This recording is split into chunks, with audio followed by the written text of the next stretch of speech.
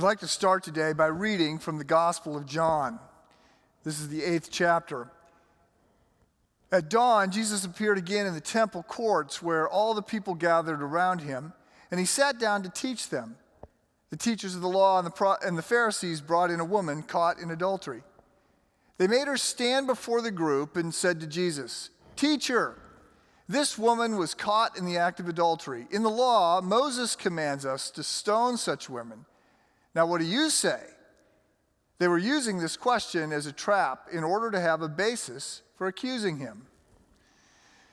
But Jesus bent down and started to write on the ground with his finger. When they kept on questioning him, he straightened up and said to them, "Let any one of you who is without sin be the first to throw a stone at her." Again, he stooped down and wrote on the ground. At this, those who heard began to go away, one at a time, the older ones first, until only Jesus was left, with the woman still standing there. Jesus straightened up and asked her, "Woman, where are they? Has no one condemned you?" "No one, sir," she said. "Then neither do I condemn you," Jesus declared. "Go now and leave your life of sin." This will be the second time in 20 years that I have given a sermon directly on the topic of abortion. A few years ago, I began under this heading of Christ in Culture to address some of the more vexing contemporary issues, talking directly about things like divorce, abortion, racism, consumerism, living together, marijuana, and the like. These are not topics that I would choose to speak on. I would rather chew sand than weigh in on some of these issues. And abortion is high on the list of the ones that I would particularly like to avoid, in part because it feels unfair. I am obviously an older, white, wealthy male. I have never lacked for support. I cannot begin to imagine the fear and confusion that overwhelms many young women when they're faced with an unintended pregnancy. The second reason I would choose not to speak on the topic of abortion is because some of what I say may hurt you. And I don't like to hurt people. I especially don't want to hurt those who are already hurting, or add to the pain of those who already feel shame or regret, who feel very judged by the church. If that's you, I want to apologize for the way you may have been treated by the church, and for any failures on my part or on the part of others who have represented the church and who have not extended grace and love and been understanding and helpful, not been there to support you in a time of crisis. So there are reasons why I would choose not to speak on abortion, but I am obviously speaking on abortion, so let me say there are two reasons why I choose to do so. The first is I think it's the right and loving thing to do. A while back I heard from a student at the church who was shocked to learn that I thought abortion was wrong. The second is because after the last time I spoke on abortion, in addition to having a number of people, men and women, come up to me, and in a very odd way, they were all essentially leading with the same thing. They gave me a date. They would say, November 14th, 1997, or January 8th, 2004. And then they would say something like, biggest regret of my life, I think about it every day, or she would have been 38 years old today, or she would have been 17 today, whatever they're going to say. In addition to people saying that, I had a couple people who came up to me and said, "I sure wish someone had said this to me 20 years ago, 30 years ago," whatever was apropos for them. So I want us to look at this issue directly, and my prayer has been, my sincere prayer has been, not only that I can follow Christ's brilliant example in John 8 of being gracious in calling people to a different path, but also that those carrying any pain around this topic, personal pain around this topic, find peace in the grace of Christ. So I believe we're all in this. I believe we're all in this, me first. We have all fallen short. We are all sinners. None of us keeps God's standards. None of us are qualified to throw stones. And any thought that we are suggests that we are like the Pharisees. So let me lay out a basic overview of the sort of historic, classic Christian position on abortion, make a number of observations, and then end with a few challenges to all of us. So the classic Christian position pivots around a handful of points. Number one, human life is sacred. The Bible teaches that we were made in the image of God, and that implies that we have value independent of who we are or what we do. There is a divine imprint on our souls that gives us value whether we are wanted or not, whether we are adding value to the world or not. Infants, those who are handicapped, those who suffer from diseases like Alzheimer's and who are unable to function, people who have no utilitarian value have value because God has given them value. Life is God's to give and take, not ours. Our worth does not have to be earned. Our value rests within us because God has given it to us. Secondly, children are a blessing. They are a gift from God. That is what the psalmist says. That is what Jesus says. And that is what we know every time we pick up and hold a little infant. This is a blessing. This life is precious. Third, we're expected to protect the weak. God has a special place in his heart for the poor and oppressed, for the widow and the orphan, for the powerless, for those others who are excluding. This certainly includes helpless infants. And he calls on us to give ourselves for them. We are to love them even when it's not convenient. Indeed, Jesus goes so far as to say, the way we treat them is the way we treat him. Fourthly, abortion is wrong. It is not God's plan. And fifthly, God's grace is available to you, to all of us. Abortion is not an unforgivable sin. It's wrong, but God is bigger than our mistakes. We are not able to exhaust the love and grace of God. Like all other sin, we bring it to him, we confess it, and we are forgiven. So I spent my first 8 years in ministry on a college campus, a state school with about 15,000 students. When you're around a lot of 20-year-olds, the topic of abortion comes up for obvious reasons. There are unplanned pregnancies. So, 30 years ago, I was very conversant with discussions about abortion and pretty current on the debates around it. When I decided to talk on this topic 5 years ago, I had a lot of catching up to do on what had gone on. So I did some reading, I spoke with some doctors, I talked with other people on both sides of this issue, and I was struck by how much had changed in the 15 years that I had not been paying as close of attention as I was when I was a college pastor. I was reminded, for starters, of just how common abortion is in the United States. The numbers have been coming down over the last 5 to 10 years, but nearly 1 in 4 women in the United States has had an abortion.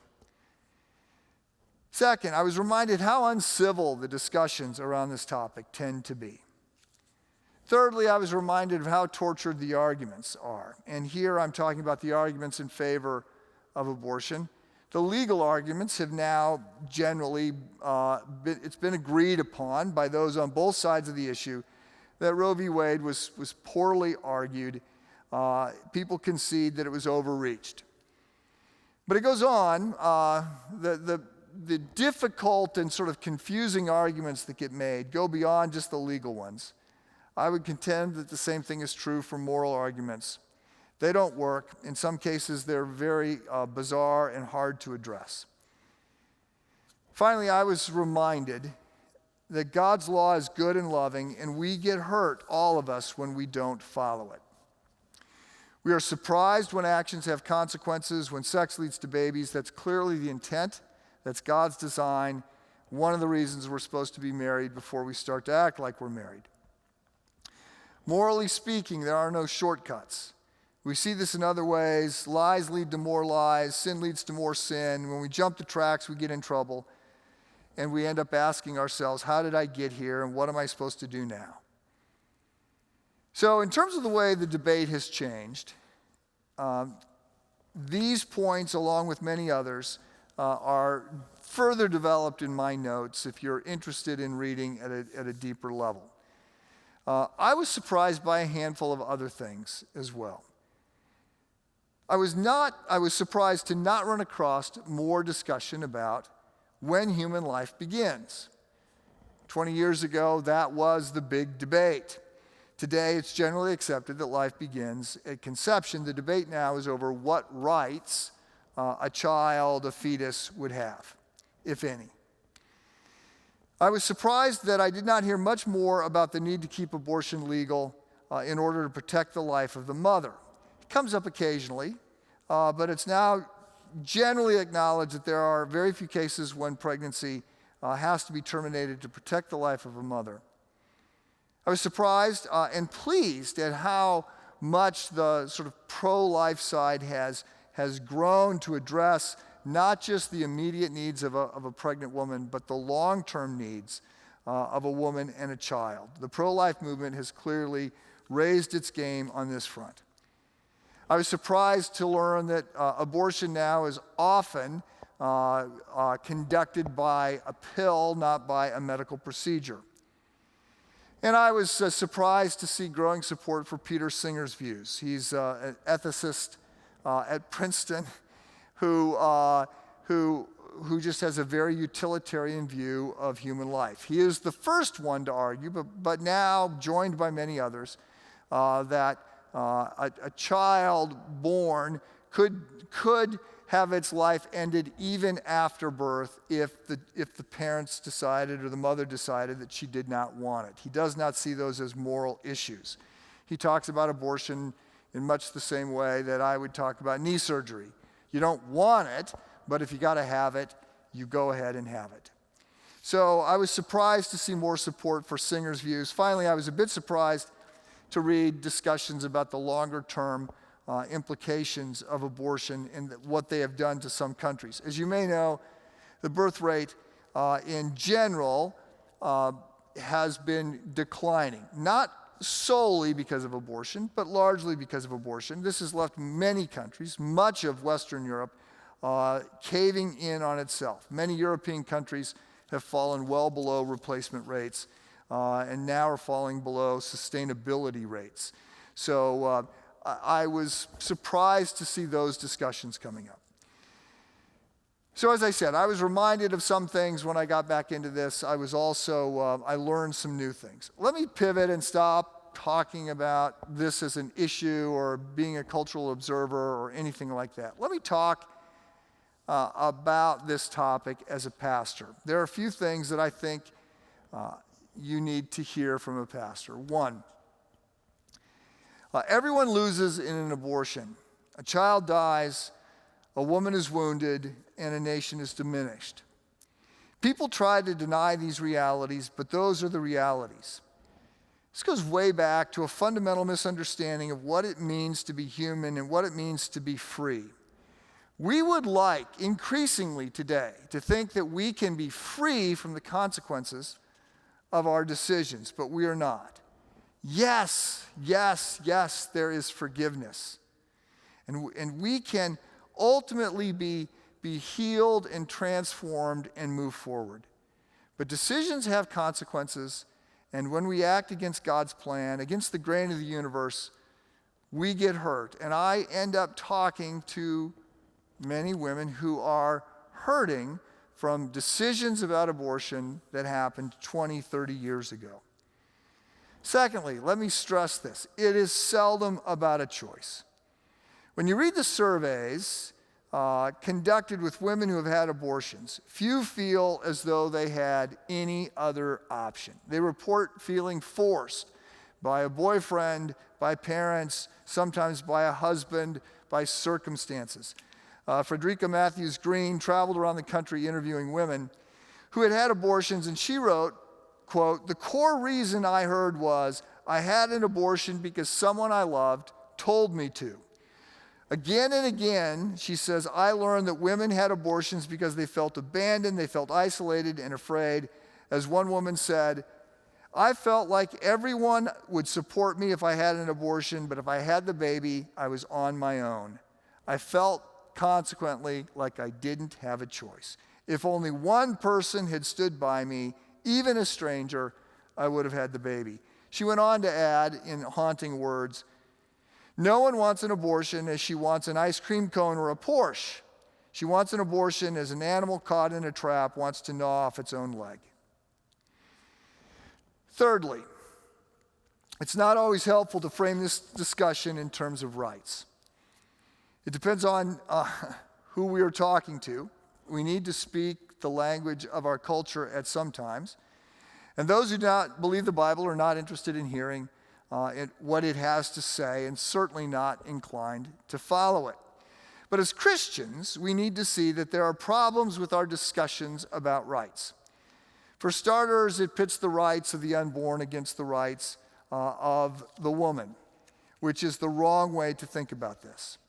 Secondly, it leads us to focus on legal solutions, which generally means we end up acting like any other self-serving interest group that is trying to use the courts to get our way. Thirdly, it can imply that what's legal is what's moral, which is not always the case. But more significantly, this is just not a good way for a Christ follower to think. We don't really have rights.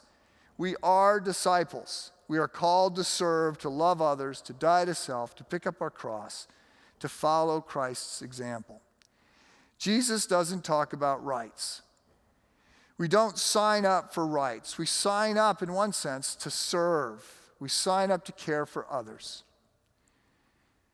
Fourthly, let me add, there are two groups at Christ Church available to help. The first is there to help any who find themselves pregnant and without good options. In this,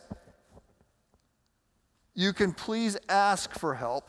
You can talk to a small group leader, you can talk to a pastor, you can talk to a campus pastor, you can text Informed Choices, which is a group that we've worked with for a number of years that has all kinds of medical help.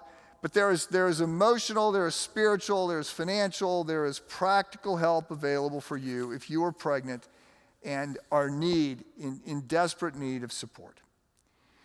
The second group that can help is comprised of women at Christ Church who attend Christ Church, who've had abortions, and who are there to help those who are struggling with regret. And I know that this is not a small number. Now, there's much more that could be said about this topic. I could, if I had a lot more time and was inclined, explore how abortion appears to have a racist bent to it. For while there's only 13% of the country that is African American, nearly 40% of abortions right now are being performed on African American mothers. We could also talk about how abortion and legalized abortion has actually been harmful in many ways for women. It was designed to help. It was designed to promote women's rights. It was designed to come alongside and be helpful. I would argue that it's been, in many cases, the opposite. In part because it has meant that men often end up feeling freed from any responsibility to care for a child. After all, she decided to keep it. She's on her own. I think it's also been very harmful to women because of trauma and regret, and that is, again, what I have seen as a pastor. But let me wrap this up by talking more generally about what we can do. One, collectively, we can repent. And I do mean collectively for our actions and our inactions. One way or the other, we all have responsibilities for this issue. At the very least, we have failed to protect the weak or to be the kind of safe, gracious person that those in crisis can turn to. That is wrong. And again, those of you who have been hurt, I apologize. Secondly, we can continue to celebrate adoption and foster care and safe families and the women who choose to carry their babies to term and give them up for adoption. We also can celebrate those moms who refuse to end their pregnancy even though they've been told their baby might not be perfectly healthy. 3, we can lean into the grace of Christ and the mission he calls us to. Our world desperately needs more and better churches, gracious-filled communities that are going to help people in crisis. Finally, let me note that if you want to talk more, and that includes those of you who think I am just dead wrong, I have not hurt you, I have just made you angry. We are piloting a Q&A session after the sermons. I did one in a very closed session a few weeks ago. In about another month, I'll do another one, and you can text in questions, and immediately after the service, I will take those questions briefly. This is a brief 10-minute edition on at the tail end of the service.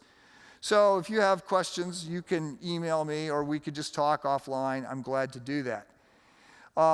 But additionally, there are, again, these 2 groups of people. So I mentioned the one group, and I gave you the phone number for Informed Choices. If you're interested in talking with a woman at Christ Church who's had an abortion and who is a leader in a ministry called Sharing the Secret, Surrendering the Secret. So we've set up an email. It's completely confidential. It doesn't go through the church. We set up independent of the church. And this just goes to 2 of the women who are leading this group. They're going to start a support Bible study in February. If you're interested in being in that, you can send them an email and they'll reach out to you. If the time of the Bible study your support group doesn't work, they're glad to talk with you confidentially about your situation and extend grace to you. We're going to end the service a little differently than normal in that we're going to have the campus pastors up to wrap things up and to pray. So I will simply say, these are, again, the kinds of issues that we need to lean into together. And it is my prayer that there is a sense of progress, hope, grace, and that the Lord will have mercy on all of us for our shortcomings. God bless you.